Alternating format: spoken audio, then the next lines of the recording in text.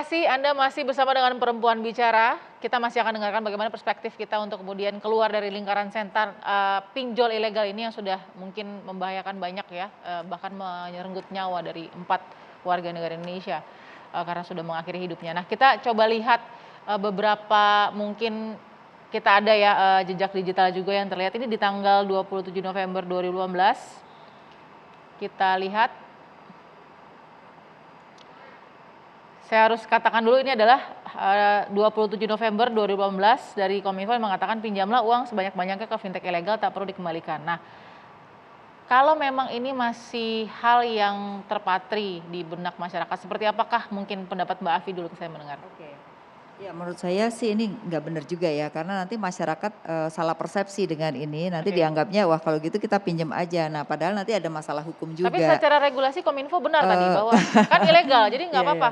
Ya kalau secara legal sih tinggal nanti kuat-kuatan aja kan antara yang satu dengan antara peminjam dengan yang meminjamkan kan. Karena yang meminjam juga merasa tidak menandatangani sesuatu ngapain dibalikin misalnya gitu ya.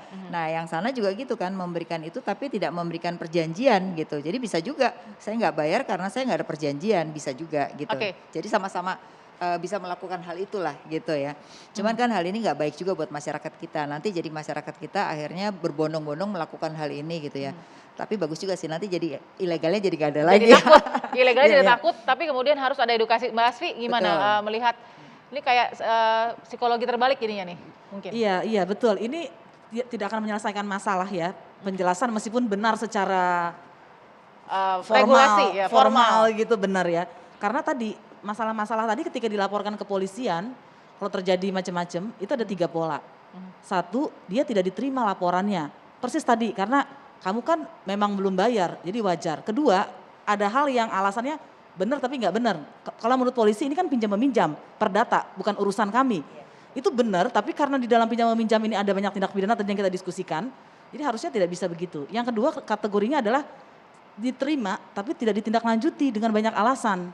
Dan itu salah satu polisi yang tidak menindaklanjuti laporan, yang undo delay bahasanya itu adalah yang terbanyak beberapa tahun terakhir, baik ke Ombudsman Republik Indonesia maupun ke Komnas HAM. Jadi ini bukan hanya kasus pinjol, ini gejala secara umum. Dan kebetulan ketika kena kasus pinjol, soal undo delay, penundaan berlarut ini jadi masalah yang sangat serius. Yang ketiga, ada yang ditindaklanjuti, tapi yang kena debt kolektornya gitu. Padahal kan debt kolektor nggak mungkin bergerak tanpa ada yang nyuruh. Jadi pihak itu harus ketiga jadinya ya? Pengusahanya ya. Jadi harus dicek misalnya gini, kamu ini bisa melakukan kekerasan seksual, membuka data pribadi, ini atas perintah siapa? Kalau memang atas inisiatif yang debt collector, betul cuma debt collector yang kena. Tapi kalau seperti membuka data pribadi dan lain-lain, bukan cuma operatornya, tapi adalah kebijakan perusahaan dari pendalaman, maka harusnya yang kena juga pemilik perusahaan.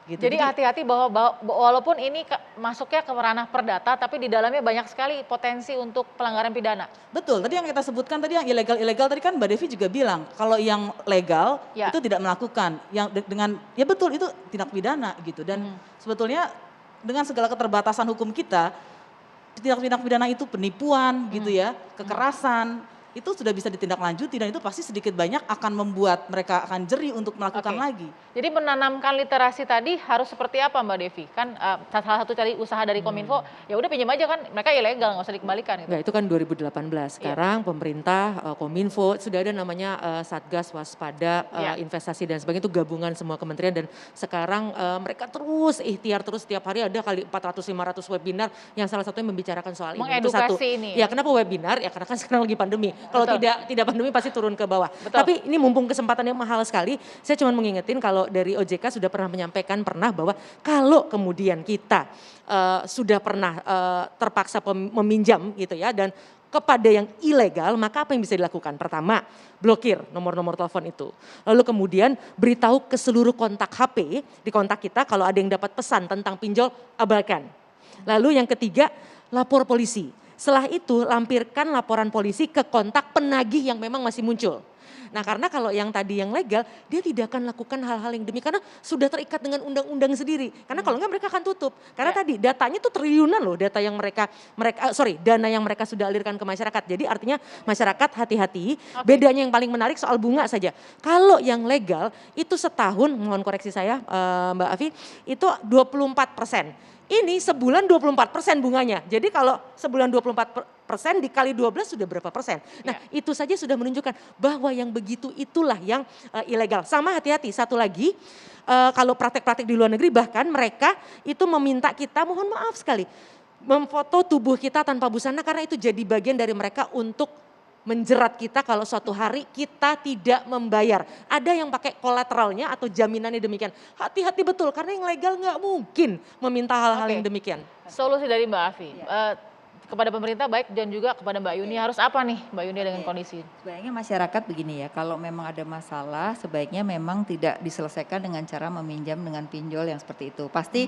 syarat-syarat tuh ada, memang lebih sulit dibandingkan kalau yang ilegal gitu. Tapi itu tadi NPWP dan segala macam ya.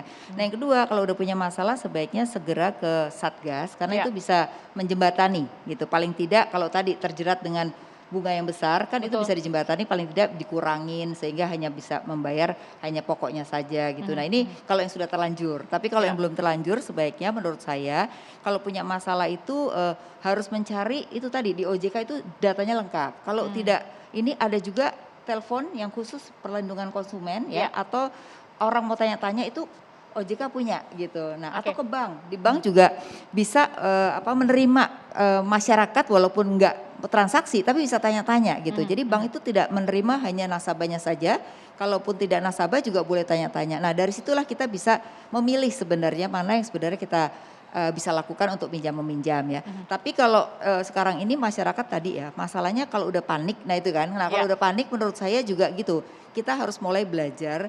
Dengan adanya era sosial media ini kita harus bisa menahan diri ya dan mencoba mencari informasi sebanyak-banyaknya karena di sosial media itu banyak juga informasi yang bisa kita dapatkan. Kepada gitu. pemerintah Mbak Fi? Nah kepada pemerintah sekarang ini karena banyak masyarakat yang mulai tertipu ya sebaiknya juga lebih mengarah kepada daerah itu tidak hanya pada provinsi tapi juga sampai ke kecamatan bahkan RT RW kalau perlu gitu. Kenapa? Karena di sanalah bisa membantu masyarakat ya, yang secara langsung dan sekarang kan ada dana kecamatan tidak hanya dana desa. Nah itu sebenarnya bisa bantu masyarakat yang kesulitan. Oke, saya mau ke Mbak Asfi sedikit sebelum ke Mbak Yuni. Mbak Asfi.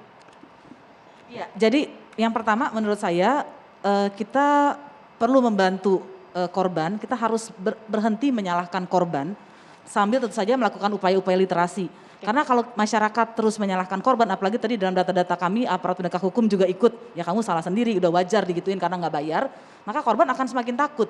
Dan begitu korban takut, maka terjadi bunuh diri karena dia merasa nggak ada tangan lagi yang terulur untuk dia. Dan tentu saja kepada pemerintah, polisian itu sebetulnya lembaga pemulihan untuk masyarakat mendapatkan pemenuhan hak asasi manusia. Dia pintunya. Kalau pintunya nggak terbuka, bagaimana dia bisa mendapat hak keadilan?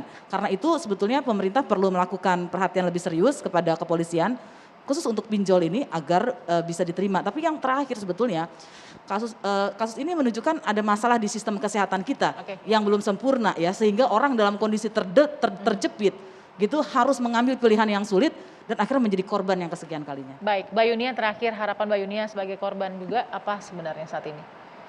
Harapan saya sendiri terutama untuk Bapak Presiden ya, agar ada undang-undang untuk menjerat para pinjol-pinjol ilegal ini agar tidak terjadi lagi korban-korban berikutnya. Ya, terutama untuk ya miris ya kalau sampai ada yang bunuh diri segala macam dan ya saya tahu itu rasanya seperti apa karena memang melewati itu sulit sekali gitu ya. Harapannya itu ya? Iya. Oke baik, sudah mulai sadar dan melek juga nanti bagaimana undang-undang yang dibutuhkan. Betul, ya. Baik, terima kasih Mbak Yunia, mudah-mudahan tetap ada kekuatan dan sabar juga supaya ini cepat selesai ya, didengar juga oleh pihak-pihak yang bisa membantu. Terima kasih Mbak Yunia. Terima kasih Mbak Afi, terima kasih Mbak Devi, terima kasih Mbak Asfi sudah memberikan pencerahan juga dan edukasi yang diperlukan saat ini. Mudah-mudahan bisa ditangkap niat dan kemudian tujuan baik bahwa hati-hati dalam memilih pinjaman online ya. Bukan tidak boleh tapi hati-hati dalam melakukannya. Cek 157 kalau ingin Cek 157 untuk kemudian memeriksa. Terima kasih Mbak Devi. Kita jumpa lagi di Jumat malam minggu depan. Terima kasih, sehat selalu. Sampai jumpa.